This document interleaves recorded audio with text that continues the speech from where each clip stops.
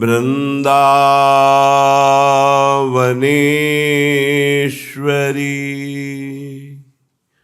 तवैव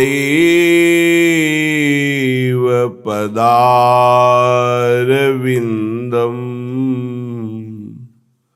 प्रेमामृतैकमकरन्द रसौघपूर्णम्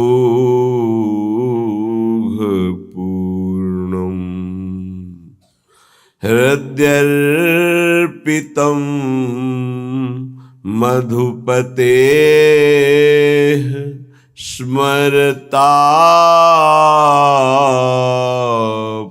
स्मरतापमुग्रम् निर्वापयत् परमो शीतलमाश्रयामि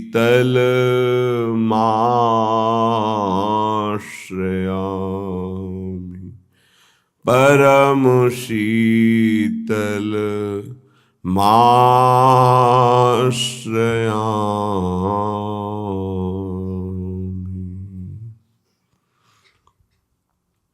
सोई तो बचन मोशों मानी तै मेरो लाल मोह्योरी सावरो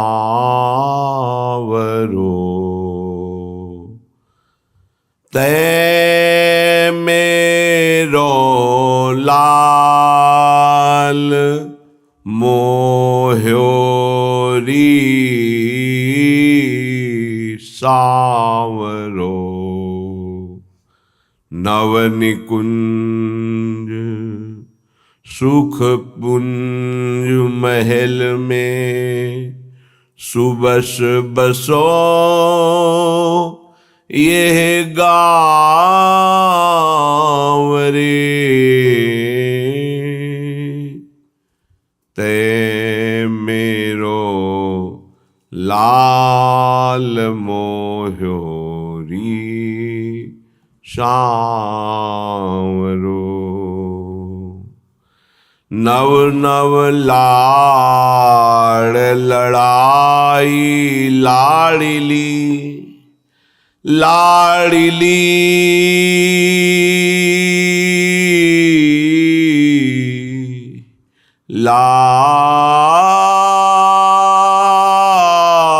लाड़ली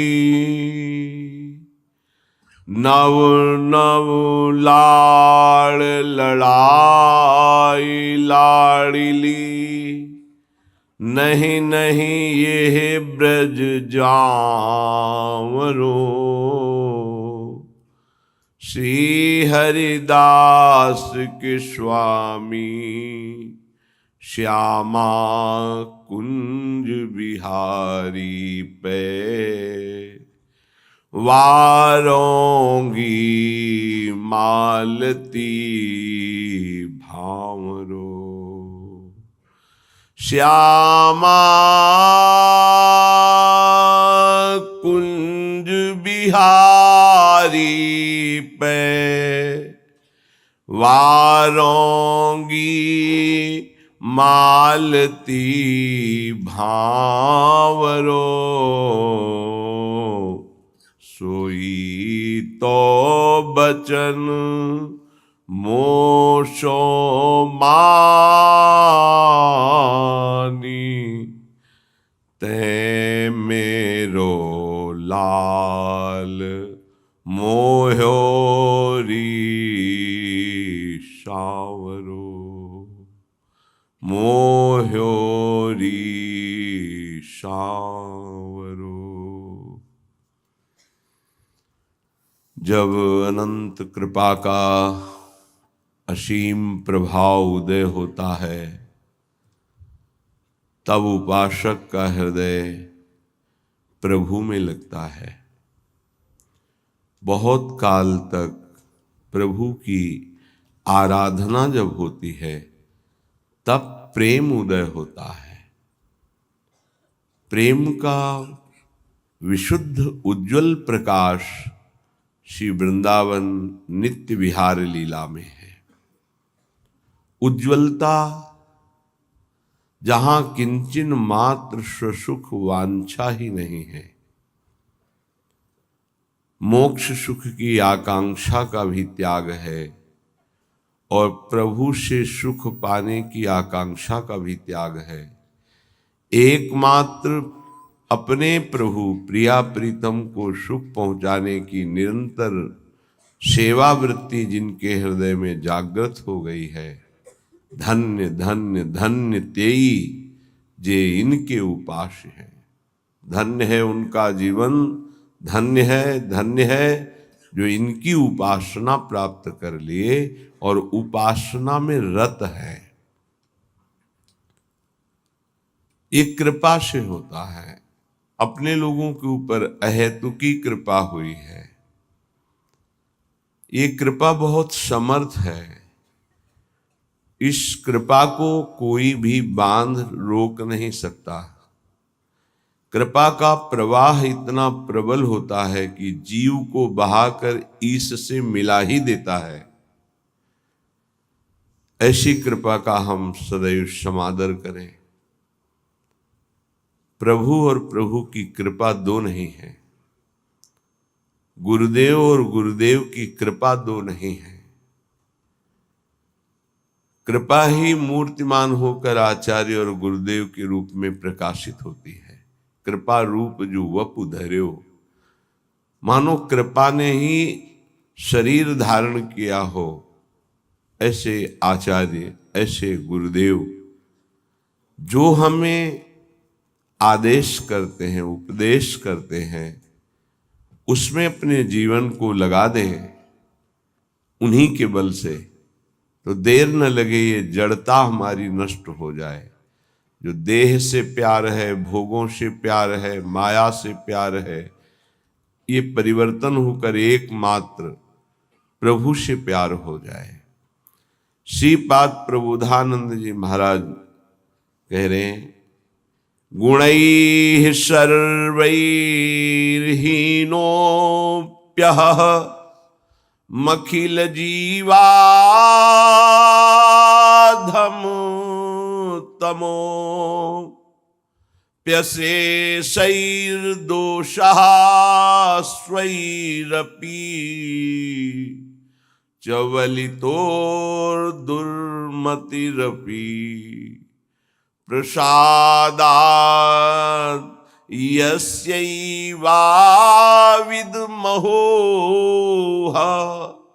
राधां ब्रजपतेः कुमारं वृंदावनमपि सगौरव मम गतिः, सगौरव मम गतिः। ऐसे गौरांग महाप्रभु चैतन्य देव को मैं बार बार हृदय से नमन करता हूँ।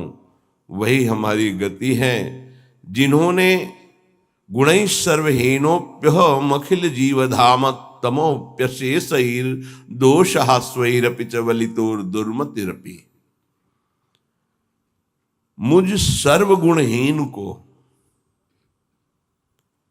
समस्त चराचर जगत में सबसे बड़ा अधम मैं हूं, समस्त गुणों से हीन हूं, समस्त दोषों की खान हूं, महादुर्बुद्धि युक्त हूं, फिर भी महाप्रभु चैतन्य देव की हम पर कृपा हुई। ऐसा क्यों लिख रहे श्रीपाद? बड़ा उपहास करने की चेष्टा की महाप्रभु चैतन्य देव की। काशी में विराजमान अपने मठ में जहां हजारों शिष्य वेदांत दर्शन के अनुसार चलने वाले, ब्रह्मबोध की स्थितियां, जब महाप्रभु चैतन्य देव का यश प्रकाशित हुआ तो सुना एक सन्यासी होकर नृत्य करते हैं, कीर्तन करते हैं। ऐसा सभाओं के बीच में ऐसा नगर कीर्तन होता है, घर में बंद करके दरवाजा कीर्तन होता है। भगत लोग खूब अच्छे अच्छे पदार्थों का भोग लगाते हैं, बड़ा उपहास का भाव उनके अंदर आया। सन्यासी होकर ये नाचते हैं, गाते हैं, ऐसा इनको तो एकांत में बैठ करके समाज चिंतन शून्य होकर आत्मस्वरूप में स्थित होना चाहिए। ये व्यवहार ये तो प्रारंभिक भक्ति के साधकों का होता है, ऐसा नहीं होना चाहिए। जो प्रेम की महिमा नहीं जानते हो, चाहे जितने बड़े ज्ञानी हो, उनकी भाषा बदल जाएगी। प्रेम एक अलौकिक दिव्य भगवत तत्व को भी अधीन करने वाली सामर्थ्य का नाम है। जहां भगवान की भगवत्ता का विस्मरण कर दे, जीव के जीवत्व का विस्मरण कर दे। अभी अहम ब्रह्मास्मि की सिद्धि वाले कैसे जाने? इन्होंने लिखा एक पत्र में महाप्रभु को कि जो कबूतर है वो कंकड़ चुनता है, बाजरा आदि चुनता है, इतना उसके अंदर विकार होता है। अच्छे अच्छे पदार्थ पाने वाला क्या निर्विकार हो सकता है? क्या ये संन्यास धर्म है? ऐसे कई बातें हैं। महाप्रभु के पास एक से एक सार्वभौम विद्वान विराजमान, भट्टाचार्य एक से एक विद्वान। कैसा सन्यासी, कैसे कैसे शब्दों का प्रयोग कर रहा है। संस्कृत में सार्वभौम भट्टाचार्य जी ने श्लोक लिखा कि तुम्हें यह ज्ञान है, आंतरिक स्थिति से तो मैं उत्तर नहीं दे रहा हूं, केवल बाहरी बात बता रहा हूं कि बड़े बड़े पशुओं का संहार करके स्वयं शिकार करके सिंह खाता है। कहीं कहीं आता है जीवन में एक बार संतान उत्पत्ति करता है, कहीं कहीं आता है वर्ष में एक बार। तुमने खुद लिखा ये बंदर, कबूतर, कई ऐसे जीव पाए गए जो बहुत ही ऐसा काम भाव उनके अंदर। क्या आहार प्रधान है काम में? क्या बाहरी दृश्य से किसी की स्थिति जानी जा सकती है? पर उनको अपने ज्ञान के आगे कुछ समझ में नहीं। सार्वभौम भट्टाचार्य इनका प्रभु आदेश कीजिए पूरी काशी में सबको बैठाल कर अगर इनको परास्त न कर दे तो मतलब बहुत अद्भुत विद्वान सार्वभौम भट्टाचार्य जी। एक कोई ग्रंथ था, उसका नाम हमें याद नहीं है। उस समय ना तो कोई ऐसे छापे थे कि छप जाए, और उस बड़े मोटे ग्रंथ को उनको प्राप्त करना था। तो गए तो वहां उनसे प्रार्थना की कुछ दिनों के लिए हमें दे दो। बोले कदापि नहीं। तो उनका फिर एक बार सुना दो हमें। उनका हाँ ये हो सकता है। एक बार सुनने मात्र से पूरा प्रारंभ से लेकर विश्राम तक पूरा ग्रंथ कंठास्थ कर लिया। ऐसे विद्वान महापुरुष। महाप्रभु से कहा प्रभु आपके विषय में इनको हम काशी में जाके महाप्रभु ने कहा नहीं, ये हमारी भक्ति का स्वरूप नहीं है। संयोगवशात कृपालु महाप्रेम स्वरूप चैतन्य देव जी काशी पधारे। अब एक भगत जो प्रबोधानंद जी से भी परिचय रखता था और महाप्रभु की सेवा में भी, वो नजदीक गया और कहा कि प्रभु पधारे हैं, चैतन्य देव आप कृपा करके मिल लें। वो इसलिए मिलाना चाहते थे कि बहुत अच्छे संत हैं, पर इनके मन में ऐसी भावना वेदांत को लेकर जो आई है, तो ये समझें कि वेदांत ही सर्वस्व नहीं, वेदांत के ऊपर भी कोई रस है जिसका नाम प्रेम है। उन्होंने कहा मुझे किसी से मिलने की आवश्यकता नहीं, मना कर दिया। श्रीपाद प्रबोधानंद, उस समय प्रकाशानंद सरस्वती नाम था।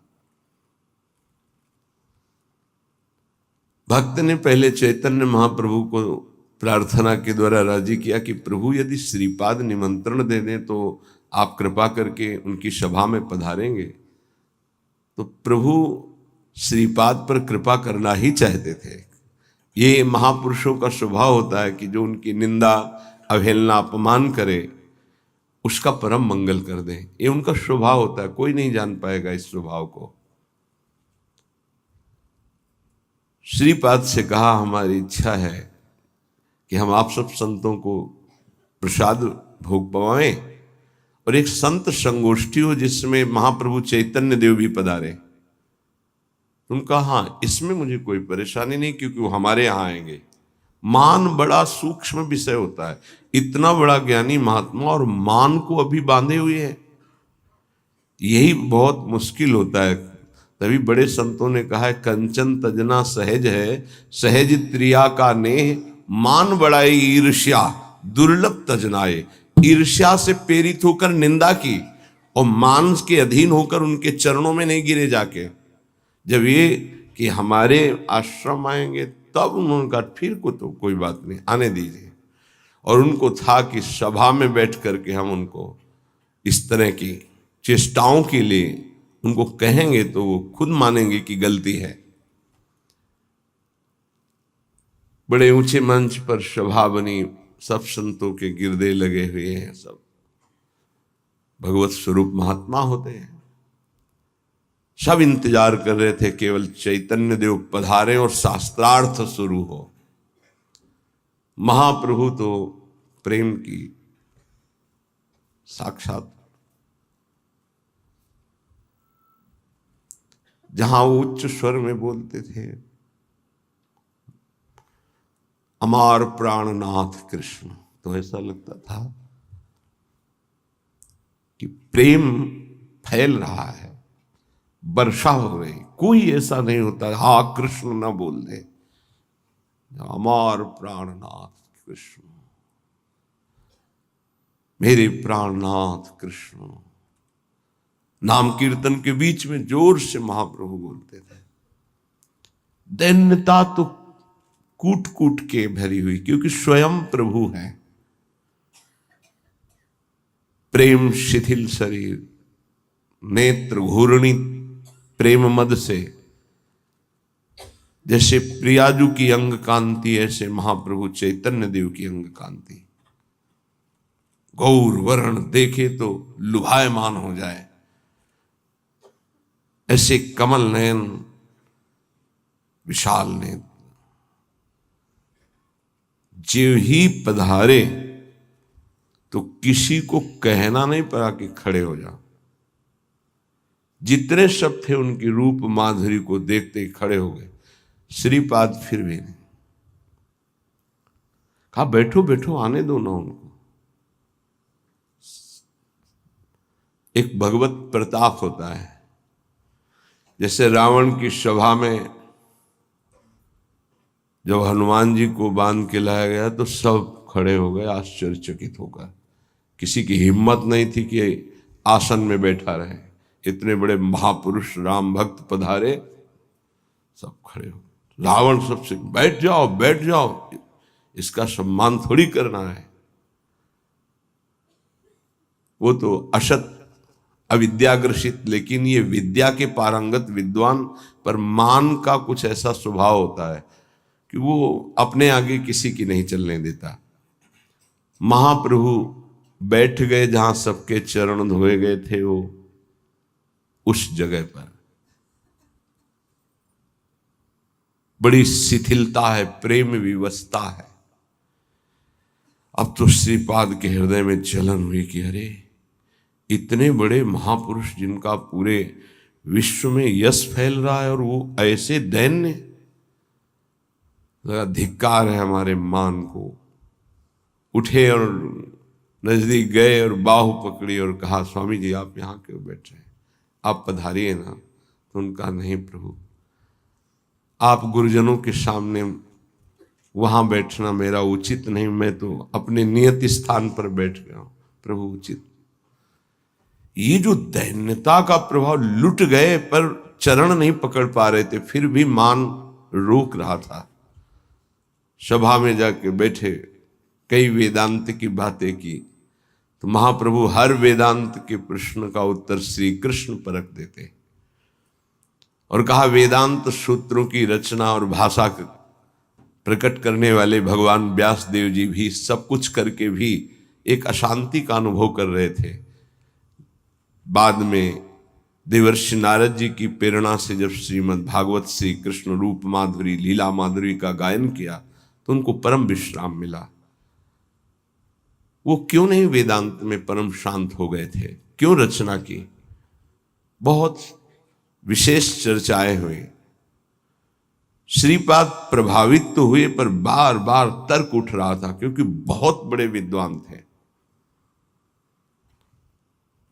महाप्रभु वहां से पधारे, भावावेश में एक दिन काशी के किनारे घाटों में कीर्तन महाप्रभु का, और ये भी विश्वनाथ जी के दर्शन करने के लिए जा रहे। जे ही देखा अश्रुओं की धार, रोमांच, और वो कृष्ण नाम की माधुरी छाई हुई थी काशी में।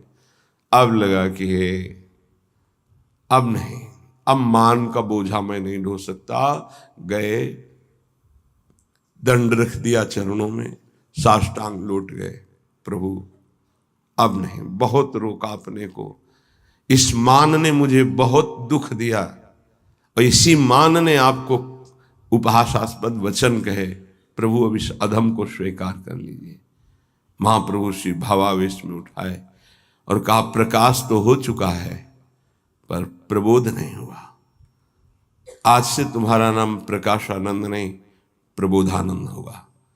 और श्री कृष्ण की अपार कृपा तुम्हारे ऊपर, जाओ श्री वृंदावन धाम की रज का सेवन करो। प्रियाजू की विशेष कृपा तुम पर हुई।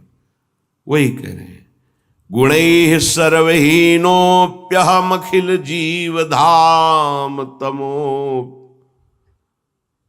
मैं सब गुणों से हीन हूं। उस स्थिति का चिंतन करके कह रहे हैं, मैं बड़ा अधम जीव हूं। जीवाधमो अप्यशेषैर दोषः, कोई दोष ऐसा नहीं जो मेरे न हो, अर्थात सर्व दोष में अधम, सर्वगुणहीन। पर ऐसा होते हुए भी महाप्रभु चैतन्य देव हम पर रीझ गए।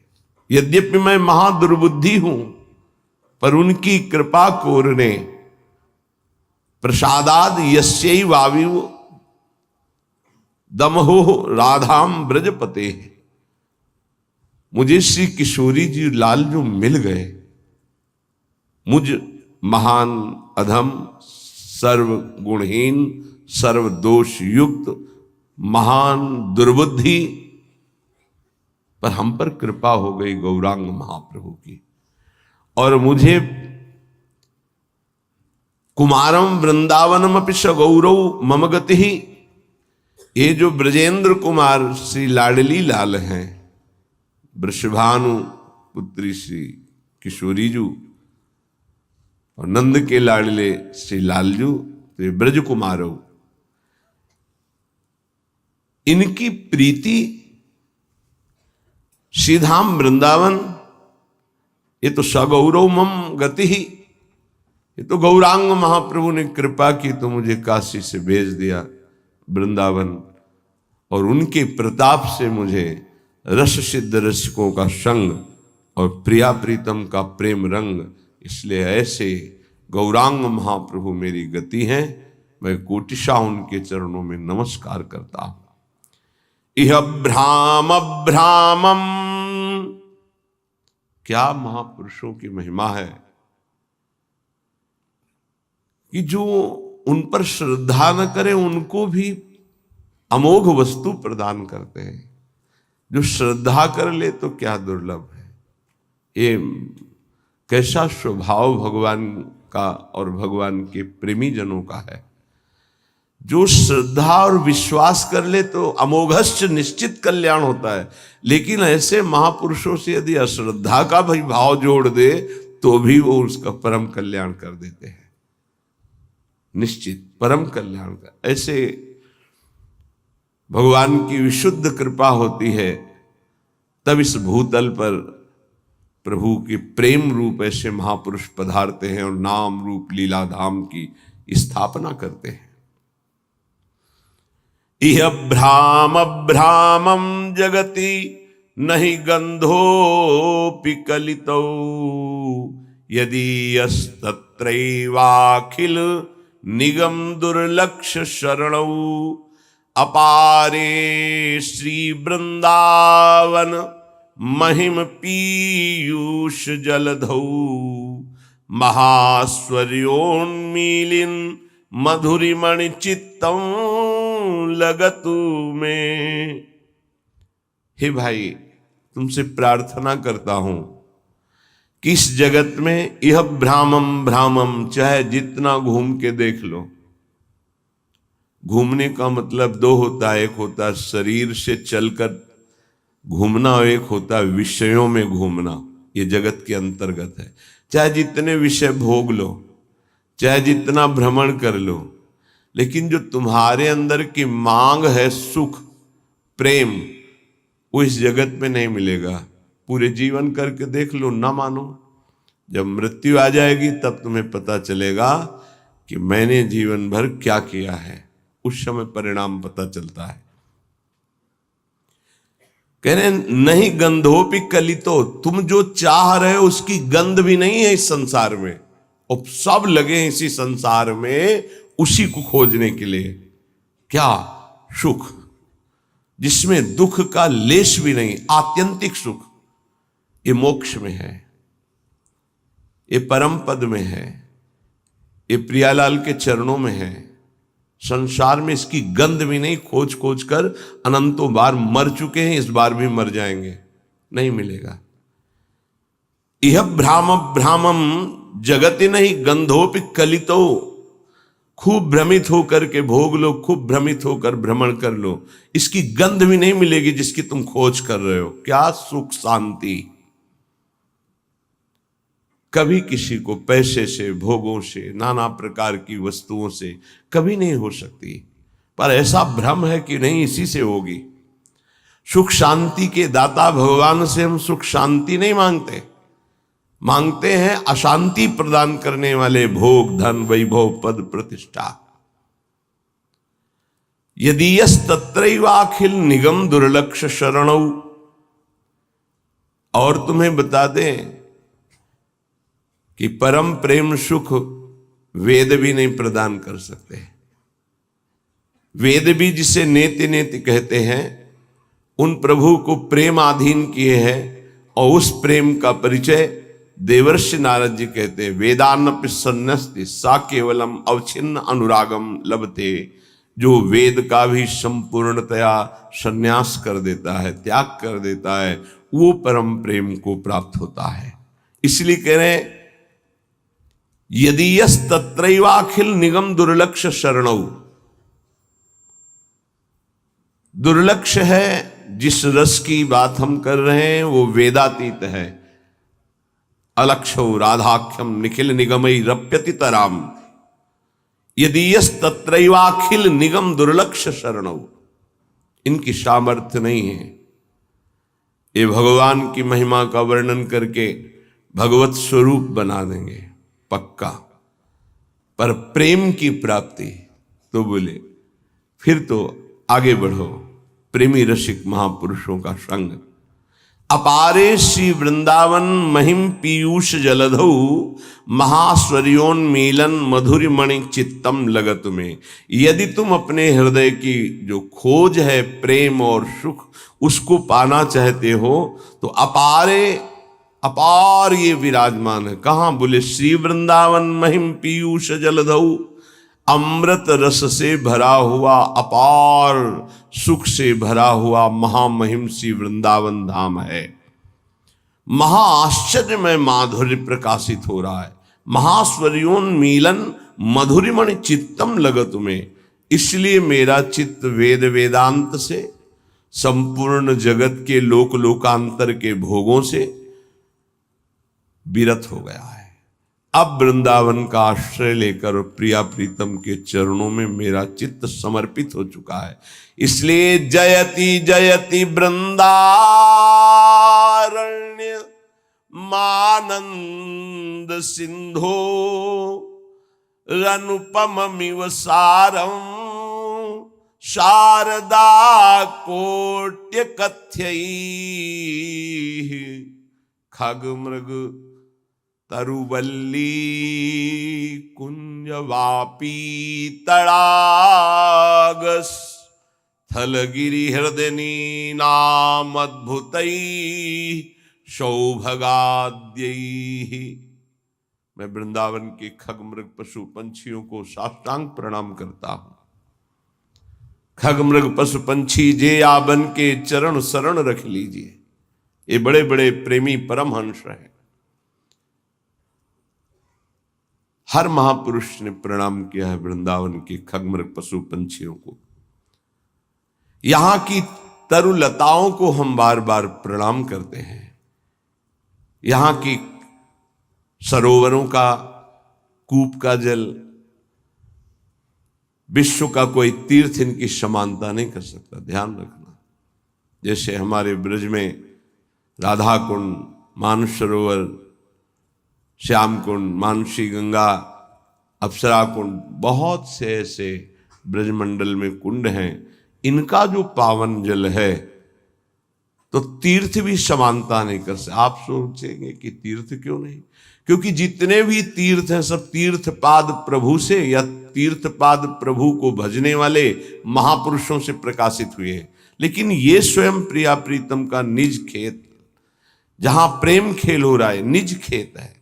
अद्भुत खेत महामन्मथ को, ये अद्भुत क्रीड़ा भूमि है प्रिया प्रीतम की।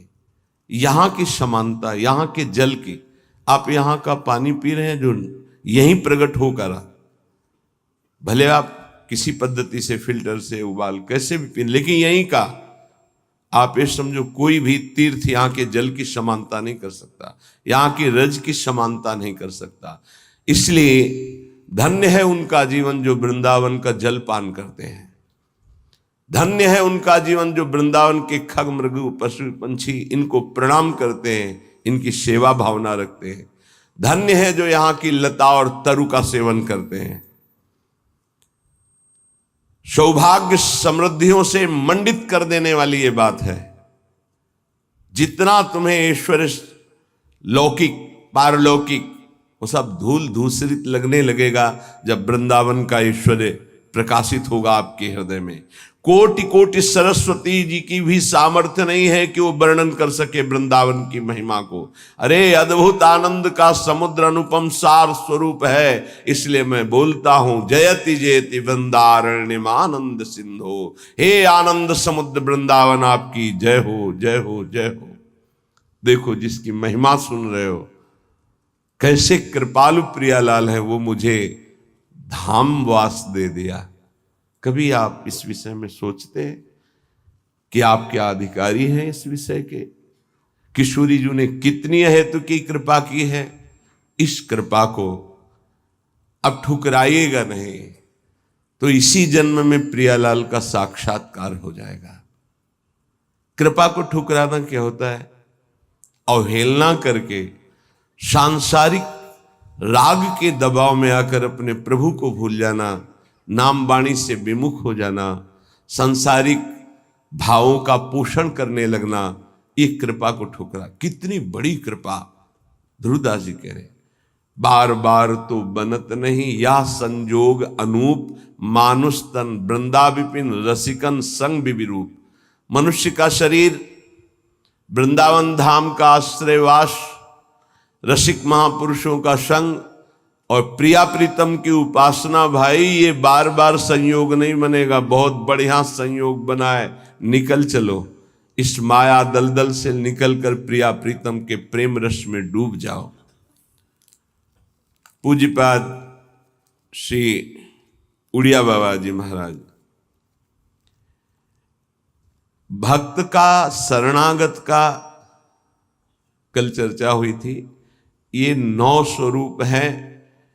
जो ये 9 हैं तो आप पूर्ण शरणागत हो गए। पूर्ण शरणागत तत्वबोध भगवत प्रेम कुछ दुर्लभ उसके लिए नहीं। पहला है दीनता, अत्यंत दैन्य स्वभाव होना चाहिए। दूसरा है निष्कपटता, वाणी से कुछ और बोल रहे हैं, हृदय में कुछ और है, आचरण कुछ और है। ऐसा शरणागत का स्वभाव नहीं होता। जो मन में वही, वाणी में वही, चेष्टा में, इसे निष्कपट व्यवहार कहते हैं। तीसरा सत्यता, सत्य ही उसका जीवन है। सत्य बोलना, सत्य आचरण करना, सत्य का संग करना, सत्वृत्तियों का ही आदर करना, असत का त्याग करना। चौथा, सर्वसमर्पणता। मेरे प्रभु के सिवा कोई दूसरा नहीं, ये सर्वसमर्पणता है। मेरे तो गिरधर गोपाल, दूसरो न कोई। ये हृदय से बैठा लो, दूसरो न कोई। अगर दूसरा कोई हृदय में रहेगा तो शरणागति पुष्ट नहीं होगी। सर्वाधारता, सबका आधार। कोई कैसा भी हो, यदि उसकी शरण में आ जाए तो दुलार ही करेगा। भगवान का जो शरणागत है, सर्वाधारता, सबका आधार। जैसे पृथ्वी ऐसे वो भक्त सबका आधार। घोर से घोर पापी नीच से नीच आ जाए। जैसे कई ऐसे विक्षिप्त चित्त से संतों का सानिध्य प्राप्त करते हैं और समाधिस्थ चित्त वाले हो जाते हैं। ये सर्वाधारता, भगवान का शरणागत सबका मंगल करने की सामर्थ्य रखता है। किसी से हमारा वैर नहीं, कोई हमारे घृणा नफरत का पात्र नहीं। जैसे कोई कुछ बातें ऐसी होती हैं जिनको नहीं समझने के कारण लगता है ये सपोर्ट क्यों करते हैं। जैसे वो कह रहा है कि मुझे अमुक अमुक वस्तु चाहिए, मैं भजन करूं। हाँ हाँ पक्का मिलेगी, तुम भजन में लगो। किसी भी तरह से सकाम हो या निष्काम हो, मेरे प्रभु से जुड़ जाए, उसका मंगल होता है। श्री सुखदेव जी परीक्षित जी से कहते हैं, काम, स्नेह, क्रोध, लोभ, किसी भी तरह से द्वेष, वैर, कैसे भी मेरे प्रभु से जुड़ जाए। वृत्तियां सच्चिदानंद से जुड़ती, इसलिए सच्चिदानंद की प्राप्ति उसकी हो जाती है। ये बड़ा सूक्ष्म विषय, बाहरी व्यवहारिक नहीं समझ। सर्वाधारता, कोई भी किसी भी भाव से आए, उसका आधार भक्त होता है।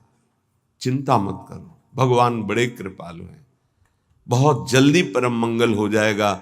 सकामता से अगर प्रभु के चरणों में गए तो निष्कामता आने में देर नहीं लगेगी। अगर निष्कामता सत्संग से प्राप्त हो गई तो भगवत साक्षात्कार के लिए अब ज्यादा समय नहीं रह गया। निष्कामता में भगवत साक्षात्कार होता है। सकामता से प्रभु से अगर हम जुड़े तो निष्कामता अवश्य प्राप्त हो जाती है, क्योंकि मेरे प्रभु का प्रभाव ऐसा है। इष्ट देव का पूर्ण विश्वास। छठवां, सातवां, सर्वा आराध्यता। अपने आराध्य देव में इतना तन्मय है कि सब उसकी आराधना करते हैं। ये शरणागत का लक्षण है। सब उसे प्यार करने लगते हैं।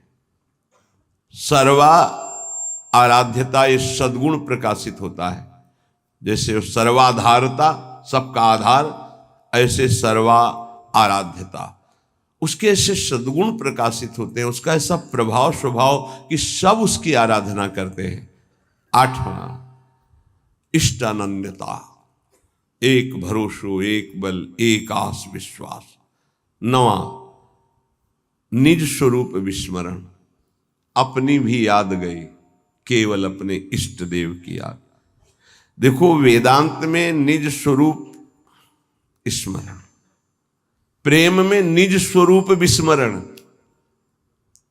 मैं श्यामा श्याम की सेवा कर रहा हूं। कई बार सत्संग में कहा, अगर शब्द पकड़ाओ, उपासक की जब सेवा सिद्ध होगी तो मैं सेवा कर रहा हूं ये गायब हो जाएगा। केवल सेवा और सेव्य, सेवा हो रही, सेव्य, मन सेव्य, बुद्धि सेव्य, चित्त सेव्य, इष्टाकार वृत्ति, अपनी हूं सुधि ना रही, एक रहो नंदलाल।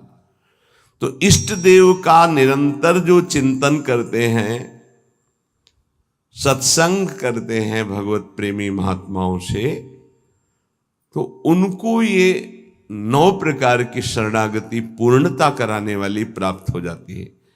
फिर तो इतना आनंदमय जीवन होता है, जैसे खाण का खिलौना है, चीनी का, दीपावली में वो प्रकाशित होता है, घोड़ा बने हुए और उसमें बैठे हुए। तो चाहे जहां से शुरू करो, मीठा ही मीठा है। उसमें मीठा ही है, दूसरा कुछ नहीं है। ऐसे ही उपासक को संपूर्ण विश्व आनंदमय अनुभव होने लगता है, क्योंकि भगवदाकार वृत्ति है, इष्ट के सिवा कोई नहीं। उसका उठना बैठना चलना फिरना खाना पीना सोना जागना सब आनंदमय होता है। और यही हम चाहते हैं कि हम सर्वानंदमय हो जाए, लेकिन भोगों को भोगने से नहीं, संसार के चिंतन से नहीं, रुपया के बल से नहीं, बुद्धि के बल से नहीं, भगवत भक्ति के प्रभाव से सर्वानंदमय हो जाएंगे, दसों दिशाएं आनंदमय हो जाएंगे। नाम जपत मंगल दिशि दसहु, दसों दिशाएं उसके लिए मंगल भवन हो जाएंगी, जो नाम जप कर रहा है, भगवान के चिंतन में है। भक्ति का आधार श्रद्धा है। ये बहुत हल्की होती है। कपूर ऐसे है ना, बाहर रख दो उड़ जाएगा, उसको पैक करके रखा जाता है। ऐसे गुरु श्रद्धा, इष्ट श्रद्धा, इसे बहुत छुपा के रखा जाता है। जीव देहाभिमानी है, उसको जहां थोड़ा भी गुरु का प्यार प्राप्त हुआ, इष्ट का प्यार बताना शुरू कर दिया।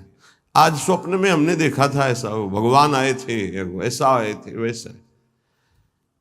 हमको तो ऐसा ऐसा अनुभव गया, जैसे कपूर को बाहर रखो उड़ गया, खत्म। अब देखना तुम्हारे स्वप्न में क्या आता है, अब देखना तुमको कैसा गुरु प्रेम अनुभव में आता है, राग द्वेष उत्पन्न हो जाएगा। श्रद्धा ही भक्ति का आधार है। अपने आराध्य देव की श्रद्धा को गुप्त रखा जाता है। जितना गुप्त रखोगे उतना बढ़ेगी, जितना प्रकाशित कर दोगे उतनी खत्म हो जाएगी। ये बिल्कुल गांठ बांध लो इस। आराध्य देव गुरुदेव संबंधी प्रीति को प्रकाशित नहीं किया जाता, उसको छुपाया जाता है। आपको गुरुदेव बहुत प्यार करते हैं ऐसा लगता है, ये तो आपकी पावन दृष्टि है, मैं अधम उनके लायक कहाँ हूं। हाँ, इतना जरूर है कि उनके सिवा कोई है नहीं हमारा। ऐसे आराध्य देव इष्ट देव के बाद इतनी बात, उनकी कृपा का बार बार अंतर में स्मरण, तो वो बोलना नहीं, अगर बोल दिया तो वहीं से आप देख लेना, स्मरण खत्म हो जाएगा, वो प्रभाव खत्म हो जाएगा, स्वप्न आना खत्म हो जाएगा। आपकी जागृत अवस्था में वो चिंतन वृत्ति नहीं रहेगी, चाहे इष्ट की हो या गुरुदेव की। आगे बहुत महिमा की बात कर रहे हैं। श्रद्धा दो प्रकार की होती है, एक जड़ श्रद्धा, एक विचार युक्त श्रद्धा। जड़ श्रद्धा में बहुत जल्दी भगवत प्राप्ति होती है। हमें कुछ पता नहीं संसार क्या है, कुछ पता नहीं स्वरूप क्या है, हमें कुछ नहीं जानना कि ज्ञान मार्ग क्या है, कर्म योग मार्ग क्या है, या अमुक अमुक, मुझे कुछ नहीं जानना। नहीं तो क्या, बस मेरी प्रिया जो, इसे जड़ श्रद्धा कहते हैं। कुछ नहीं जानना हमको, हमारी श्यामा जो, राधा राधा राधा राधा बोले, इनको बहुत जल्दी भगवत प्राप्ति होती है, क्योंकि बहुत विचित्र बुद्धि का विलास है। विद्वता आ जाए तो बहुत खतरा है। ज्यादा जानकारी, ज्यादा विद्वता खतरा है, वो संसार में फंसा देगी। जिसको ये है कि मुझे कोई ज्ञान नहीं, बस मेरी प्रिया जो, मेरी प्रिया जो, बहुत जल्दी भगवत प्राप्ति हो जाएगी। एक होती विचार युक्त, ज्ञान विज्ञान संपन्न विचारवान। ये जो जड़ श्रद्धा वाला है, यदि इसे कुसंग मिल जाए तो बड़ी जल्दी नष्ट भी हो जाएगा। ये ध्यान रखने का विषय है। जड़ श्रद्धा से बहुत जल्दी भगवत प्राप्ति होती है।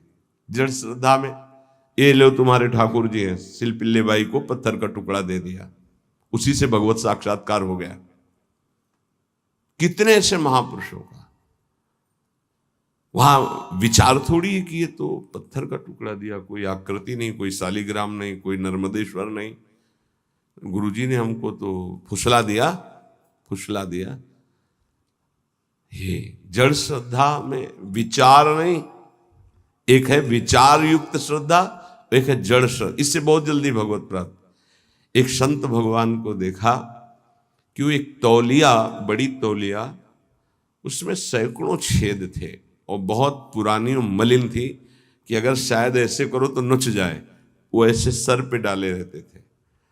प्राय हम उनको उसी में देखते। तो एक दिन कहा ये तौलिया पुरानी हो गई, नई मंगा दे आपको। तो उन्होंने कहा नहीं नहीं, ये तौलिया आप जानते हो हमारे गुरुदेव की है, गुरुदेव ने दिया था। क्या अद्भुत गुरु निष्ठा! गुरु ने अपने प्रयोग की हुई तौलिया दे दी तो जीवन भर ऐसे। ब्रह्मावर्त बिठूर में एक आश्रम में उन संत भगवान का हमें नाम स्मरण नहीं, दर्शन करने गए थे। तो गुरु की लंगोटी से गुरु की पादुका छाती में हर समय बांधे रहते। ऐसा श्री सीताराम ओंकारनाथ जी महाराज की भी जो स्वरूप में पाया गया कि वो अपने गुरु की पादुका यहाँ बांधे हुए थे। नवीन नवीन प्रश्न किया कि ऐसा, बस उन्होंने इतना ही कहा कि इससे हमारे हृदय में रहता है मेरे गुरुदेव मेरे छाती से लगे। इसे जड़ श्रद्धा कहते हैं। विचार की जरूरत नहीं है। गुरु प्रसादी, गुरु वस्तु, इष्ट प्रसादी, इष्ट वस्तु, ये जीवन बन जाता है, ये जीवन हो जाता है। उसमें विचार की जरूरत नहीं। बिना ही विचार करी शुभ जानी। हमारी आसक्ति इतनी हो जाए कि विचार करने की गुंजाइश न रह जाए इष्ट और गुरु में। लेकिन ऐसे साधकों के लिए गिरने की भी बहुत चांस जोरदार होते हैं। तुम देखो ना, तुम्हें कोई ठाकुर जी दिए हैं क्या? ये पत्थर है, तुम्हें फुसला दिया, अच्छा तो अब विचार रहित है, विचार जागृत नहीं हुआ तो भटक भी सकता है। पूज्य बाबा कह रहे हैं उपास्य के विषय में यदि कोई तर्कना करने वाला मिले तो उससे भाग पड़ो। उपास्य देव गुरुदेव के संबंध में यदि कोई तर्कना उपस्थित करे तो ऐसे व्यक्ति से तत्काल दूरी बनाओ, नहीं तो वो आपकी श्रद्धा का अपहरण कर लेगा। यदि उपास्य देव के सेवा सुख की चर्चा, उनकी लीला की चर्चा तो ठीक है, उपास्य देव के विषय में कोई तर्क वाली बात नहीं सुननी है। उपासना में भारी विघ्न पड़ जाता है जब तार्किक पुरुषों का संग जड़ श्रद्धा वाले को हो जाता है। बहुत विचित्र खेल है, बहुत संभलना है, बहुत विवेक की बात है। बिल्कुल संग छोड़ देने, जड़ श्रद्धा में फिर फर्क पड़ जाएगा। विचारवान तो अपने को संभाल लेगा, लेकिन जड़ श्रद्धा वाले में फर्क पड़ जाएगा। और अगर जड़ श्रद्धा पुष्ट हो गई तो भगवत प्राप्ति हो गई।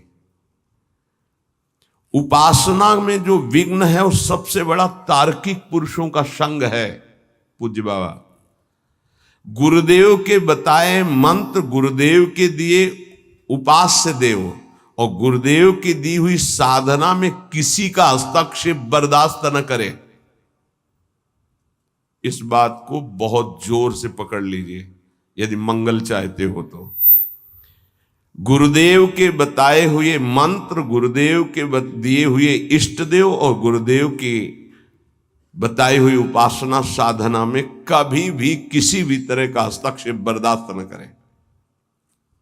बहुत को बहते देखा ऐसे प्रवाह में बहते हुए कि वो पकड़ में नहीं आ रहे, चले गए, संसार की दलदल में पुनः फंस गए।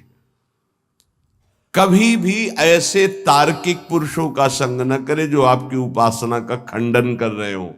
ये गांठ बांध लीजिए, बहुत हानि हो जाती है, अश्रद्धा हो जाती है। बहुत संभालना है क्योंकि बहुत कोमल श्रद्धा होती है। ये सूक्ष्म विषय है, सत्संग है, इसको अच्छे से समझना। हमारा भाव बढ़ता चला जाए, तार्किक पुरुषों के द्वारा भाव घट जाता है और यहां तक कि नष्ट भी हो जाता है। जो विचारवान भक्ति वाले होते हैं उनको बहुत विलंब से भगवत प्राप्ति होती है, पर उन विचारवानों को जल्दी कोई भ्रष्ट नहीं कर सकता। ये बात समझना, क्योंकि वो ज्ञान विज्ञान संपन्न है, तत्काल हर बात को काटने की क्षमता रखते हैं। पर जड़ श्रद्धा वाला काटने की क्षमता नहीं रखता, वो तो आसक्त होने की क्षमता रखता है। अब उसकी अगर आसक्ति परिपक्व हो गई तो फिर भगवत प्राप्ति शिल्पिल्ले बाई की जिसे चर्चा में आता कि उनका ब्याह हुआ तो वो अपने वही जो पत्थर का टुकड़ा उसे ठाकुर जी मानकर गुरुदेव जी ने दिया था, तो वैसे ही सजा कर ऐसे साथ। तो पति ने देखा बार बार, तो वो पति की तरफ देख ही नहीं रही थी जब नया ब्याह हुआ। तो उसने सोचा क्या है इसकी गोद में जो हमारी ओर ये देख ही नहीं पा रही, क्या है? बोले हमारे ठाकुर जी है। एक नदी पास में थी, लिए इसे फेंक दिए कि हमारे और आपके बीच में यही है ना बाधक, फेंक दिया। अब तो उसके प्राण व्याकुल हो गए, मेरे प्रभु। ये देखो, जड़ श्रद्धा है पर आसक्ति प्रबल हो गई, श्रद्धा प्रबल आसक्ति में बदल गई। घर ले गए, ना आंख खोलना, ना बात करना, ना पानी पीना, ना भोजन पाना। जब बहुत विनय की तो आंख खोल के कहा मैं अपने प्राण त्याग दूंगी, एक बूंद जल नहीं लूंगी यदि हमारे ठाकुर जी नहीं आए। अब समस्या है, नई बहू है, अगर नहीं तो फिर प्राण त्याग देगी, फिर वापस रहेंगे। तो उनका यदि तुम्हें इतना प्रेम है तो बुलाओ ना अपने ठाकुर जी को। जल में फेंक दिया है, अरे वो पत्थर है, पत्थर का टुकड़ा है, कोई भगवान नहीं। तुमको ऐसे केवल बहकाया गया है, तुम्हारे गुरु ने तुमको बहकाया, कोई भगवान नहीं है वो। तो उन्होंने कहा ऐसा नहीं, आप एक शब्द ऐसा मत बोलिए। और ऐसे बाह करके जे ही पुकारा तो वही जल से निकल कर ऐसे आए और श्री कृष्ण रूप धारण करके हृदय से लगा लिए। जड़ श्रद्धा, जड़ श्रद्धा का मतलब विचार की गुंजाइश ही नहीं, मेरे प्रभु मेरे गुरुदेव बस मेरे सर्वस्व, वहां विचार नहीं। यद्यपि जड़ श्रद्धा सरल भक्त हृदय को भगवान बहुत जल्दी मिलते हैं, जैसे अढ़िया जी का सुनाया था। जैसे एक भक्त बस सुन लिया कि चतुरासी जी के गायन से प्रियालाल का रूप साक्षात्कार होता है, छुटी 84 भ्रमंते निरखय जुगल किशोर, तो एक ही पद बनी श्री राधा मोहन जी की जोरी, गाय चरा रहा है गा रहा है, बार बार यही बनी श्री राधा मोहन जी की जोरी। पीछे से नूपुरों की धुनी आई तो मुड़ के देखा ते गौर श्याम जोरी पीछे पीछे चल रही। जैसे पूज्य महामहिम श्री जयदेव जी का रचित गीत गोविंद की महिमा है कि जब गीत गोविंद, तो पीछे ठाकुर जी, वो एक बालिका मालिन की थी, पीछे ठाकुर जी। चतुरासी जी की महिमा ऐसी है, प्रिया प्रीतम, अक्षर अक्षर में श्यामा श्याम विराजमान, पीछे मुड़ के देखा तो प्रिया प्रीतम, बात की प्रिया प्रीतम ने। मदन टेर पे लता भवन में हरिवंश चंद्र जो मेरी सेवा में रहते, उनको बोल दो जाकर भूख लगी है, कढ़ी ये बनाकर भोग लावे। वो आकर महापुरुष से बोले कि जुगल जोरी सरकार ने ऐसा ऐसा, तुम्हें कैसे मिले? बोले पद गा रहा था बनी श्री राधा मोहन जो की जोरी, इंद्र नील मणि श्याम मनोहर, 7 कुंभ तन गोरी, पीछे देखा नूपुरों की झनकार तो प्रिया प्रीतम। महाप्रभु तो कैसे हमारे करुणामयी जोरी की एक चरवाहे को, जो मुनि मन ध्यान धरत नहीं पावत, बहुत सरल भक्त को बहुत जल्दी भगवत प्राप्ति हो जाती, बहुत जल्दी हो जाती है। बस उसका कुसंग ना होने पावे जब तक प्रबल आसक्ति ना हो जाए।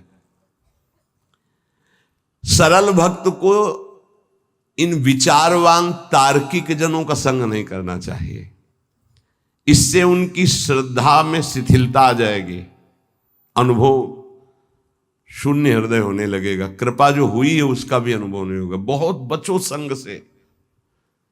इसीलिए कहते हैं कि अपनी दिनचर्या करो, कमरे में घुस के बैठ जाओ, नाम जप करो, पढ़े रहो, मिलो मत किसी से।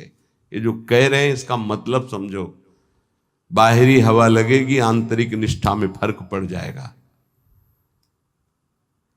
विचारवान अगर साधक है, श्रद्धावान है, तो उस पर कोई फर्क नहीं पड़ता।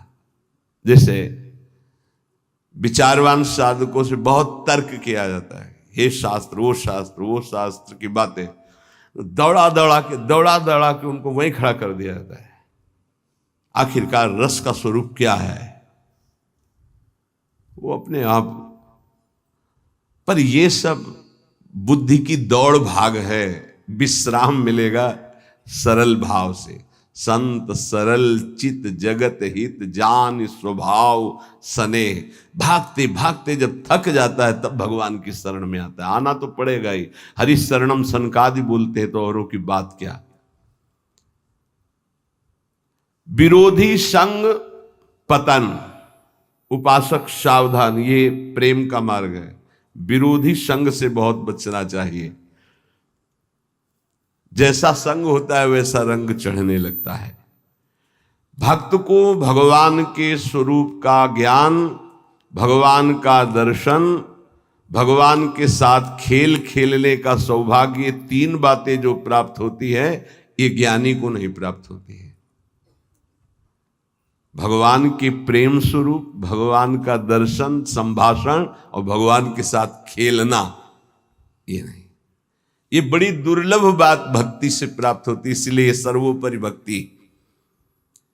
जो भगवत परायण भक्त है उसमें शरीर और संसार की आसक्ति नहीं रहती। देख लो, शरीर और संसार की आसक्ति नहीं रहती। इस भगवत परायणता के लिए हठ पूर्वक बहुत नाम जपा जाए तब ये जागृत होती भगवत परायणता। हठ पूर्वक शब्द आया है। हठ पूर्वक हमको नाम जप करना बहुत कठिन है। नाम जप करना, बातें बना लेना अलग बात है, नाम जप करना बहुत कठिन है।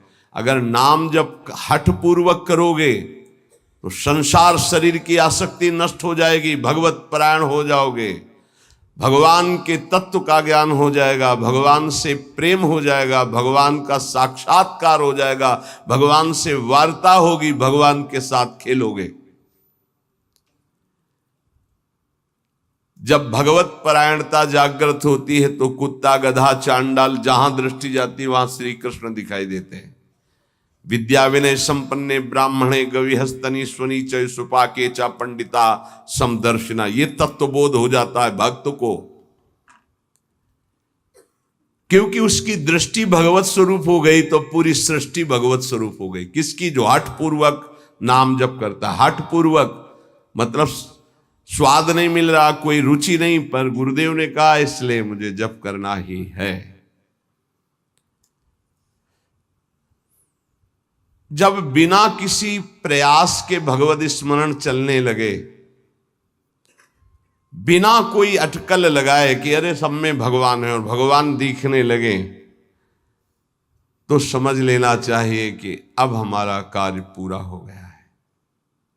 सर्वत जैसे साधक देखेगा तो पहले स्त्री पुरुष दिखाई देगा, फिर भावना करेगा कि इसमें श्री भगवान है, लेकिन परिपक्व जब हो जाएगा तो ये ढांचे नहीं दिखाई देंगे, केवल भगवान दिखाई देंगे। साधक हठ पूर्वक भजन करता है, लेकिन जब परिपक्व अवस्था आती है तो भजन करना, सोचो कितना आनंद होगा। भजन करना नहीं पड़ रहा, स्वाभाविक भजन हो रहा है, स्वाभाविक स्मरण हो रहा है। देखो, जल जड़ है, जल तत्व जड़ है, पर इस जल में जब रगड़ पैदा की जाती है तो बिजली पैदा हो जाती है। इसी प्रकार जो भक्त इस जड़ जिह्वा में नाम की रगड़ पैदा करते तो इसे आध्यात्मिक अग्नि पैदा हो जाती है। यही सब पापों को भस्म करके, संचित कर्म को भस्म करके ये भगवत प्राप्ति कराती, ये समस्त विकारों पर विजय प्राप्त कराते हैं। जड़ जिह्वा पे जैसे बिजली घर्षण के द्वारा पैदा होती जल में, जल का परस्पर घर्षण होता है, उससे बिजली पैदा हो जाती है। ऐसे जिह्वा और नाम का घर्षण होता है तो एक आध्यात्मिक शक्ति पैदा होती है जो समस्त कामनाओं पर विजय प्राप्त कराती है, जो माया को पराजित करके भगवत साक्षात्कार कराती है। पकड़ो भाई, बात को पकड़ो। हमारा मन जो चाहता हो करवा लेता, हमें सामर्थ्य नहीं, वो सामर्थ्य नहीं। देखो ना बिजली कहां पैदा हुई हो, कहां तक प्रकाश कर रही है। ये बिजली पैदा होने का स्थान थोड़ी है, बिजली तो कहीं और पैदा हुई, लेकिन एक संबंध के कारण वो यहां भी प्रकाशित हो रही है। क्रम से संबंध है, तो यहां प्रकाशित हो रही। ऐसे ही रोम रोम रग रग में अध्यात्म शक्ति का प्रकाश, तो जगत में जो भी उसके सानिध्य में आएगा वो अध्यात्म शक्ति संपन्न हो जाएगा। ये बिजली पैदा करो, बिजली तुम्हारे अंदर वो सामर्थ्य है कि तुम ये आध्यात्मिक शक्ति प्रकाशित कर सकते हो। क्या करो? बोले इस जड़ जिह्वा में नाम को रगड़ो, इसी से बिजली पैदा हो जाएगी। बहुत संघर्ष करता है तब भाव का प्रादुर्भाव हो जाता है। भक्त की दृष्टि में कोई भी दुख ऐसा नहीं जो सह करके अपने आराध्य देव को न प्राप्त करे। आराध्य देव की प्राप्ति के लिए संघर्ष सहना अत्यंत आवश्यक है। कष्ट सहना, जो अंदर जलन हो रही, जो विकारों की जलन हो रही, सहो भाई, इनकी पूर्ति से कुछ नहीं होगा। इनको से एक बार लड़ जाओ, एक बार निकल जाओ तो जन्म जन्म की लड़ाई जीत जाओगे। जिसकी शुद्ध भक्ति होती है उसको अपने प्यारे के नाम जप के सिवा और कुछ अच्छा ही नहीं लगता है। बस उसकी लीला कोई सुना दे, उसके गुणों की चर्चा करा दे, उसकी रूप माधुरी का चिंतन करे। तो मेरे प्रभु का स्वभाव है कि जो प्रभु को जपते हैं प्रभु उनको जपते हैं। ये बात समझ लो। आप प्रभु की लीला कथा सुन रहे हैं, प्रभु आपको देखकर इस भाव से, गीता जी में श्री भगवान अर्जुन जी को उपदेश करते, ये यथा माम प्रपद्यन्ते तास्तथैव भजाम्यहम मम वर्तमानुवर्तन्ते मनुष्याः पार्थ सर्वशः। जब हमारा हृदय पवित्र होता है तभी हम भगवान को भाव से बच पाते हैं। अभी भाव नहीं, अभी तो भाव की केवल बातें सुन सुना के बातें करते हैं, भाव नहीं जागृत हुआ। भाव जागृत होने पर इन तीन पर आपका महत्व नहीं रह जाएगा। स्वजन संबंधियों पर, अर्थ के द्वारा प्राप्त होने वाले भोगों पर और इष्ट देव से बिलक साधनाओं पर, इन पर आपका राग नहीं रह जाएगा। ये पहचान है भाव की। आराध्य देव पर ही केवल, जैसे गोस्वामी जी कहते, बने तो रघुबर ते बने, बिगड़े तो भरपूर, तुलसी औरन ते बने, ताबलिबे पे धूर। जब तक नाशवान पदार्थों में महत्व रहेगा, ये जो श्लोक है कि जिस प्रकार से भक्त मेरी शरण में आता है, मेरा भजन करता है, मैं वैसे ही उसका भजन करता हूं।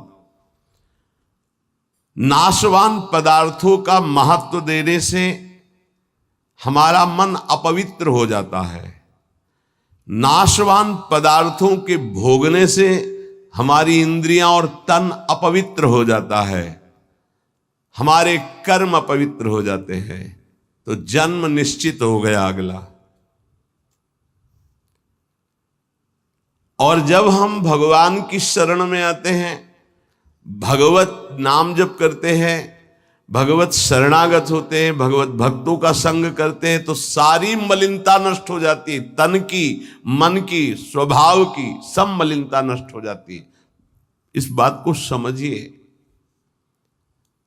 शरीर, इंद्रियां, मन, बुद्धि, पद, योग्यता, अधिकार, धन, जमीन, जितनी भी ये सब हैं, इनमें रुचि, आसक्ति, ये तुम्हारे मन को पवित्र कर देगी, तन को अपवित्र कर देगी, स्वभाव को अपवित्र कर देगी।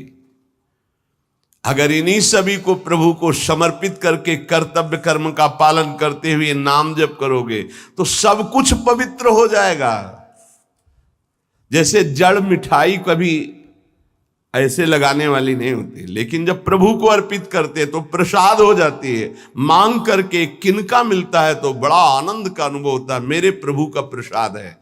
ऐसे ही शरीर, इंद्रिया, मन, बुद्धि, पद, योग्यता, अधिकार, धन, जमीन, जो कुछ भी है उसे प्रभु को अर्पित करके अपने कर्तव्य का पालन करते हुए जो नाम जप करता है, उसका तन पवित्र, उसका मन पवित्र, उसका स्वभाव पवित्र, उसकी सब वस्तुएं पवित्र हो जाती है। अब तो वैसी निष्ठा नहीं दिखाई दे रही है, होगी किसी के अंदर। पहले महापुरुषों में देखा, जैसे श्री चतुर्भुजदास जी महाराज जो सेवक जी के मित्र थे, अगर जिस गांव में गए वहां अगर वैष्णव नहीं है कंठी तिलकधारी, तो उस गांव के कुएं का पानी भी नहीं पिएंगे, ऐसी निष्ठा रखते थे। यहां एक भी वैष्णव नगर में नहीं थे। नगर क्या है, ये भूतों का डेरा है। फिर जहां भगवान का भक्त नहीं, भगवान का भजन नहीं, नाम कीर्तन नहीं, उस नगर का पानी नहीं पीते थे। ये उनके चरित्र में आया है। बहुत पवित्रता का निर्वाह महापुरुष जन भजन के लिए करते थे। गले में कंठी नहीं, मस्तक पे तिलक नहीं, तो हाथ से पानी पीने की रुचि नहीं है। ऐसी निष्ठा, निष्ठा में ही तो सब। इसी निष्ठा का प्रभाव दैवी शक्ति को भी परास्त कर दिया। एक दिन एक नगर से निकल रहे थे तो देखा एक आदमी चिल्ला रहा था, रो रहा था, उसके हाथ पीछे बंधे हुए थे और बड़ा ढोल नगाड़ा बज रहा था, उसको घसीटते हुए ले जा रहे थे। चतुर्भुज दास जी मंडली के सहित मुरली मनोहर अपने ठाकुर को लेकर, मुरलीधर को, वो विचरण करते थे। तो उन्होंने लोगों से पूछा, ये आदमी इतना त्राहिमाम बोल रहा है, इसका कोई साथ क्यों नहीं दे रहा है, इसको क्या? तो बोले ये देवी के बलि चढ़ाने के लिए ले जाया। देवी की बलि? कहाँ है मंदिर? गांव के बाहर है। वाघ पहले उसको रुकवा दिया, इतना भजन का तेज था, रुकवा दिया और दरवाजे पे गए और कहा कि तुम मां हो? कैसी मां हो जो तुम अपने बच्चों की हत्या करवाकर मुस्कुराना सीखती हो? तुम मां हो, इसका मतलब है तुम्हारे अंदर ममत्व नष्ट हो चुका है। चाहे कोई भी सृष्टि का जीव हो, वो तुम्हारा बेटा होता है। कुपुत्रो जायते क्वचित कुमाता न भवति। ये कैसा न्याय आपका कि आपके सामने आपके बेटे को बंदी बनाकर बलि दिया जा रहा हो, आप प्रसन्न मुद्रा में हो। वहां के पुजारी ने कहा आप अंदर नहीं घुस सकते। बोले ये अंदर नहीं रह सकते। अब ठाकुर जी को साथ लेके तो देवी जी बाहर निकल आए, ठाकुर जी को सिंहासन पे विराजमान किया। उनके भागवतिक वैष्णव तेज भजन के प्रताप से लिखा हुआ है भक्तमाल जी में भी, जहां भी उनका चरित्र चतुर्भुज दास जी का, ऐसे हरिव्यास देवाचार्य जी। तो देवी जी ने कहा क्या आदेश है हमारे लिए? देवी जी ने कहा तो उनका, पहले यहां के राजा को बोलो कि आज के बाद अगर यहां बलि चढ़ी तो सर्वनाश तुम ही करोगी। बोलो जाके यही।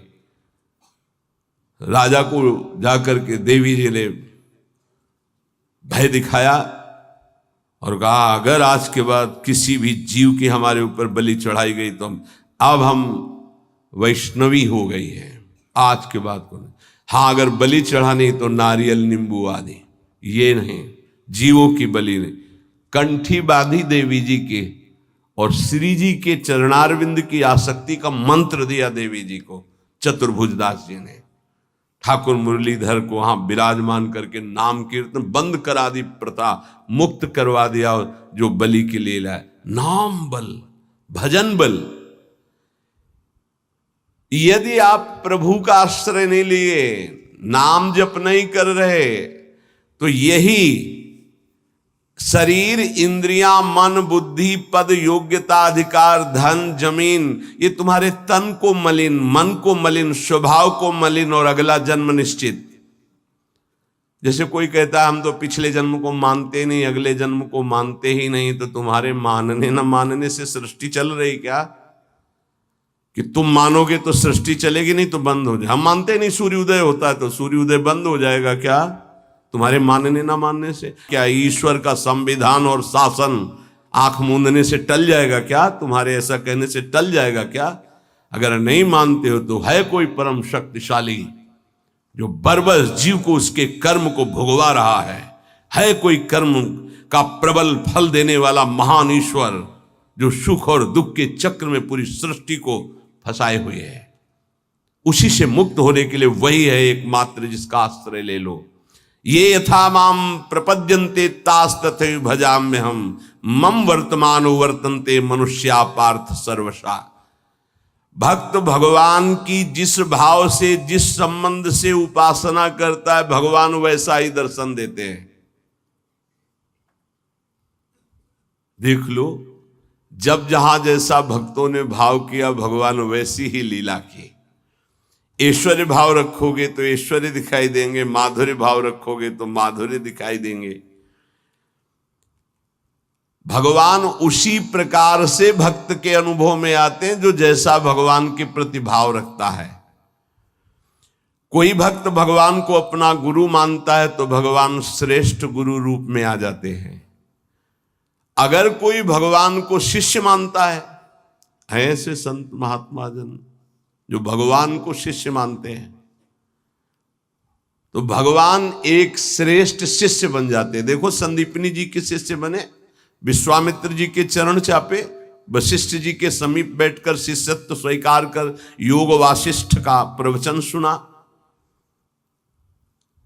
यदि भगवान को माता माना जाए तो भगवान माता रूप में अनुभव देते हैं, भगवान को पिता माना जाए तो भगवान पिता रूप में अनुभव देते हैं, भगवान को पुत्र माना जाए तो भगवान पुत्र रूप में अनुभव। देखो एक दिन देवर्षि नारद जी दर्शन करने गए नंद महल में, तो देखा मोटी डेहरी बाबा की डेहरी, तो उसको लालजू महाराज लांघना चाहते थे, दरवाजे के बाहर खेलने जाना चाहते थे। अभी खड़े होना ठीक से आया नहीं था, घुटनों के बल चल रहे थे, तो ऐसे चलते हुए घुटनों के बल ऊपर ऐसे देहली के हुए, चरण ऊपर उठ गए, हाथ ऐसे हो गए, अब देहली के बीच में टंगे हुए और रो रहे हैं। नारद जी ने देखा, साष्टांग दंडवत किया, बोले प्रभु देहली पार कर दे क्या? तो बोले जानते नहीं हो क्या हमारे लिए देहली? उन्हें बोले जानते हैं प्रभु, वामन अवतार में एक चरण बढ़ाया था तो ब्रह्मलोक तक गया था। तो बोले तुम जानते हो ना ये तुम्हारे लिए लीला नहीं है, मुझे पुत्र भाव से उन लोगों ने भजा है तो उनकी सुख के लिए मैं लीला करूं। चलो बीड़ा लो और दूर खड़े होकर के दर्शन करो। रोने मैया मैया मैया भागती हुई आई, अरे मेरे लाला, उठाया गोद में और दासियों को डांट रही, तुम लोग ध्यान नहीं देते, देखो लाला मेरा कस, मैया की गोद में। अगर कोई मुझे पुत्र मानता, देखो जगत को एक क्षण में रचने वाले पिता, उनको पुत्र माना तो घुटनों के बल भक्त के आंगन में चल रहे हैं। जगत का भरण पोषण करने वाले प्रभु का भरण पोषण यशोदा मैया के वक्षा स्थल के दुग्ध से होता है। कैसा भाव का खेल है। ये बड़ा सुंदर स्वरूप है। जब यशोदा मैया छड़ी लेकर, बहुत उपद्रवी हो गया है, लालजू महाराज ने देखा आज तो पिटेंगे, मैया आवेश में है, ऐसे दोनों हाथ से ऐसे, तो पूरा काजल गाल में, कितनी सुंदर शोभा, विशाल नेत्र है ना, एक बूंद आंसू नहीं, और रोते जा रहे, मैया की तरफ भयचकित देख रहे हैं, दया आ जाए छड़ी ना। कौन है भ्रकुट टीढ़ी कर दे तो भय को भी भयभीत कर देने वाले प्रभु। ये देखो भाव देश का स्वरूप देखो। अरे छठी के दिन इतनी विशाल पूतना को भी, तो इनके लिए कोई भय है क्या? लेकिन भाव का देखो खेल। मैया ने पुत्र माना तो प्रभु वैसे ही लीला दर्शा रहे। अरे और तो और बात जाने दो, यदि भगवान को नौकर मान लो तो वो नौकर भी बन जाते हैं। वो कह रहे हैं कि नौकर बनूं हजाम। कैसे अद्भुत। त्रिलोचन जी के यहाँ, एकनाथ जी के यहाँ श्रीखंडिया के रूप में, माधवदास बाबा के यहाँ स्वयं जगन्नाथ जी सेवक ही बने हुए तो लगे ही। ये ऐसे भगवान से यदि अपनापन करके कोई भाव कर लो, वो आपको अनुभव कराएंगे। सच्ची कहते तुम पहचान नहीं पा रहे, रोज तुमसे मिलता है वो, हर क्षण तुमको देखता है क्योंकि तुम भक्त हो उनके, लेकिन तुम्हारे अंदर वो दृष्टि नहीं है इसलिए नहीं देख पाते। रोज मिलता है छलिया, वो रोज मिलता है वेश बदल कर। इसीलिए हर समय सावधान रहो, पता नहीं किस रूप में मेरा प्रीतम आकर के, हाँ कहीं चूक ना हो जाए। त्रिलोचन जी के हृदय में था कोई ऐसा साधु सेवी मिले, क्योंकि मुझे इतना समय नहीं मिलता कि मैं संतों के पास बैठूं, उनके मन की बात पूछूं, फिर वैसा उनकी सेवा करूं। व्यवस्था सब हो जाएगी, कोई ऐसा नौकर में। भक्त के अंदर की कोई भी इच्छा भगवान अधूरी नहीं छोड़ते। मुझे कोई नौकर रख ले, 14 वर्ष की अवस्था, नौ किशोर अवस्था, मलिन वस्त्र धारण किए हुए, फटे पुराने, ऐसे जैसे नौकर धारण करते हैं, सामने से निकले और जगह बोलते जाके नहीं, केवल त्रिलोचन जी के दरवाजे में बोल सकते हैं ये कि मुझे नौकर रख ले, और किसी की हिम्मत ही नहीं, ब्रह्मा की भी हिम्मत नहीं, ब्रह्मा की भी हिम्मत नहीं कि इनकी तरफ ऐसे भाव से दे, ये भक्तों का खेल है। त्रिलोचन जी आओ आओ, हमें तो जरूरत है एक नौकर की, बस संत सेवा करवाने के लिए। आप क्या कर लेते हो? बोले बचपन से अनाथ हूं, मेरा कोई है नहीं, न माता न पिता न परिवार। तो झूठ भी नहीं बोल रहे, इनका कोई है ही नहीं, यही सब है, तो इनका कौन है? बड़ा विचित्र खेल। भगवान शंकर का ब्याह हो रहा है तो शाखोच्चार बुलवाया जाता है, पीढ़ी के कुल परंपरागत। कहा गया हाँ आप अपने पिता का नाम लीजिए। भगवान शंकर ने कहा हम किसका नाम ले पिता के रूप में? चलो, ब्रह्मा जी की भ्रकुट से रुद्रावतार होता है, उनका ब्रह्मा जी, पिता ब्रह्मा और पितामह अभेद है हरि और हर। पर चलो, भगवान हरि की नाभि कमल से ब्रह्मा जी की भ्रकुट से रुद्रावतार, तो कहा हरि। प्रपितामह बोले शंकर। बाप बाबा के बाप बाबा है, अब उनके आगे कोई है नहीं तो क्या? बोलो प्रपितामह में शंकर को बोलो। नहीं, वो तो पहले बुलवाया है ना आपने, तो बोले पहले भी हम हैं, बाद में भी हम हैं, बीच में भी हम हैं। ये हैं इनका, तो इनकी हर बात सत्य होती है। कह रहे हैं कि मैं अनाथ हूं, क्यों? ये सबके दीनानाथ हैं, इनका नाथ कौन हो सकता है? मेरे परिवार में कोई नहीं है, क्योंकि यही सबके परिवार है, इनका परिवार कौन? चराचर जगत वही खुद बने हुए हैं। मेरे माता पिता ने, क्योंकि सबके माता पिता हैं। अच्छा, तो बचपन से हमको सेवा में बड़ी प्रवीणता है, हर कला हमको आती, पर साधु सेवा विशेष हमें रुचिकर है। अच्छा, तो तुम भोजन बना लेते हो? बोले एक बार बनवा दो, अगर संत अंगुली न चाटे तो बताना, इतना सुंदर। तो फीस क्या लोगे? पेमेंट क्या है आपकी? पेमेंट तो हम पैसे तो लेते नहीं, हमारी रुचि नहीं रहती पैसे में। लक्ष्मी जी चरण चापती, भगवान उधर नहीं देखते। नहीं तो आप कुछ तो होगी। बोले हाँ, थोड़ा भोजन ज्यादा पाते हैं हम। जितना हम भोजन पाएंगे तुम्हारी पत्नी पीसेगी, उसी के हाथ का पिसा पाएंगे, वही हमारे लिए बनाएगी, और 1000 संत आ जाएंगे, उनकी व्यवस्था हम करेंगे, तुम निश्चिंत रहो, कभी शिकायत नहीं मिलेगी। पत्नी से कहा समस्या का समाधान तुम ही हो। तो उनका कितना, आधा किलो आटे की रोटी पाएंगे? तो उनका इस भूल में मत रहना, अगर हम भरपेट पाएंगे तो 3-4 किलो तक पहुंच सकता है, हमें पीसना पड़ेगा। बोले शर्त है, अगर इतना कर सकती हो तो। और कभी किसी से कहोगी नहीं, अगर कह दिया तो फिर मैं नौकरी में नहीं रहूंगा।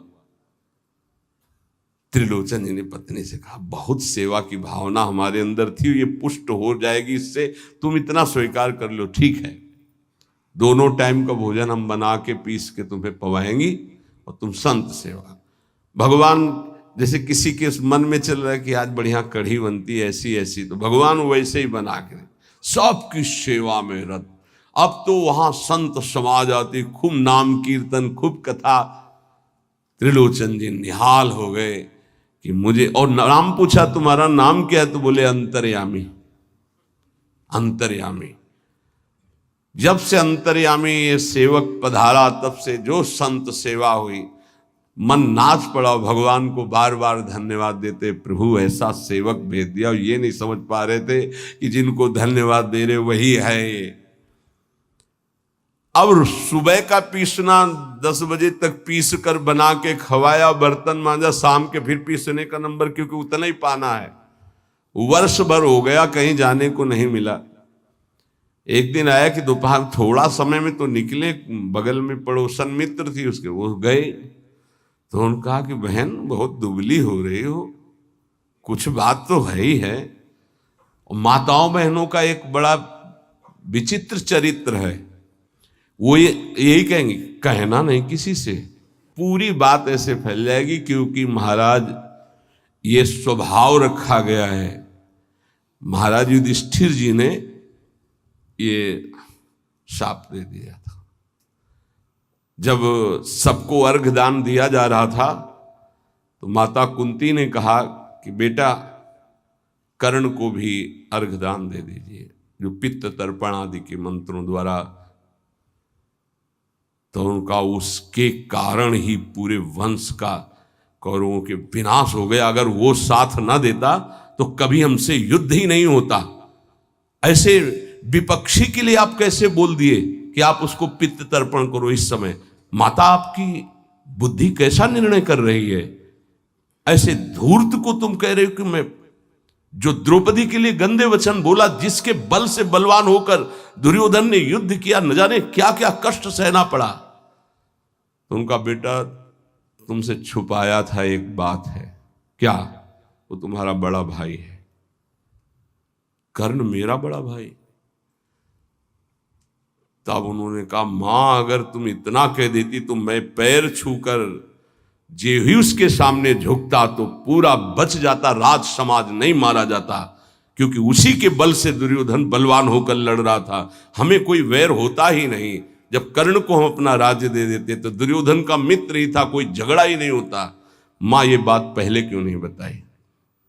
आज से मैं शाप देता हूं, कोई भी विशेष गुप्त बात माताओं के हृदय में ना टिके। संसारिक बात की क्षमता को सह पाना कोई महाभागवत की ही बात है। तो उन्होंने कहा कि कहना नहीं। अरे बोले दीदी तुम विश्वास मानो, कभी कहा है हमने? माताओं बहनों की जो चर्चाएं होती हैं वो बड़ी गूढ़ चर्चाएं होती हैं। हाँ, आपस में। बोले एक नौकर आया है, बस कहना नहीं। बोले नहीं किसी से नहीं। एक नौकर आया है, वो बहुत सेवा करता है पर खाता बहुत है, और उसको बना बना के हम ही को खवाना होता है, इसलिए हम दुबली भी हो गए, तुमसे मिलने भी नहीं आ पाए। लेकिन कहना नहीं, वो चला जाएगा। जब लौट के आई तो हाँ नहीं थे, अंतर्यामी भगवान नहीं। त्रिलोचन जी तो हाँ अंतर्यामी कहाँ गए, खूब ढूंढा नहीं मिले, बहुत विकल होके रो रहे थे। उसी समय उसी रूप में भगवान प्रकट हुए। मालिक, अरे अंतर्यामी, जो ही नजदीक जाने की कोशिश तो देखा ललित त्रिभंगी भगवान से। प्रभु आप? बोले मैं ही तो था, तुम क्या समझते तुम्हारा कोई और नौकर था? मैं ही नौकर था। मैं तुम्हारी इच्छा की पूर्ति के लिए स्वयं नौकर बना हुआ। अगर आपका भाव बन जाए भगवान के प्रति तो भगवान नौकर बन जाए। देख लो, जहां अर्जुन जी की पादुकाएं हैं वहां भगवान बैठे हैं, और जहां भगवान की पादुकाएं रखने की चौकी होती वहां भगवान शंकर सनकादि नमन करते हैं। शिव शनकादि जहां वंदना करते हैं, जिनकी चरण रखने की चौकी में, वो भगवान वहां बैठे हैं सारथी पद पे, और रथी रूप में अर्जुन भक्त बैठा है। कैसी प्रभु तर उतर कभी डार पर है, प्रभु ऐसे बैठे और सब ऊपर बैठे, डाल में बैठे। प्रभु तरुतर कपि डाल पर देखिए आप। बड़ा विचित्र भगवान का कृपा प्रसाद है। जो भगवान को दोस्त मानता है तो भगवान दोस्त बन जाते हैं। जो भगवान के लिए जितना व्याकुल होता है भगवान उसके लिए उतना व्याकुल होते हैं।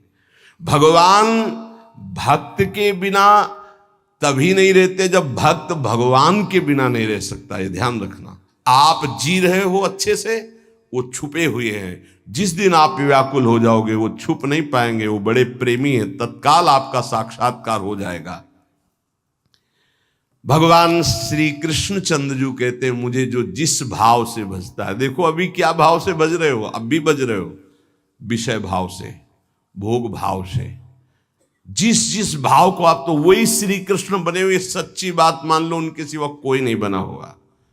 वही है मत्ता परतरम नान्यत किंचित अस्ति धनंजय, किंचिन मात्र हे धनंजय, मेरे सिवा कुछ नहीं है। इसलिए आप भगवान से अपनापन कीजिए। जो वस्तु चाहोगे वो बन करके आपके समीप आ जाएंगे। वही है वस्तु में, व्यक्ति में, स्थान में। देखो वही बनने वाले हैं, वही बनाने वाले हैं। जो वस्तु बनी वही बने हैं, पक्का समझिए। जिस समय हमारा ज्ञान दूर हो जाएगा तो ये बात समझ में आ जाएगी। वही जैसे बछड़ा और सखाओं का अपहरण किया तो सखा भगवान बन गए, उनके कपड़े बन गए, छड़ी छीका बन गए। वैसे ही रंग के बछड़ा, उतने ही बछड़ा, उतनी आयु के, ऐसे ही भगवान चराचर जगत बने हुए हैं। इसलिए हमारे अंदर भगवत भाव जागृत हो जाए तो निष्ठापूर्वक नाम जप करें और तन मन की अपवित्रता को दूर करने के लिए कर्तव्य कर्म, जो हमें कर्तव्य कर्म भगवान की सृष्टि में मिला है, उसे करके भगवान को अर्पित करें। खूब नाम जप करें, जीवन की इसी में सार्थकता है। शेष चर्चा आगे।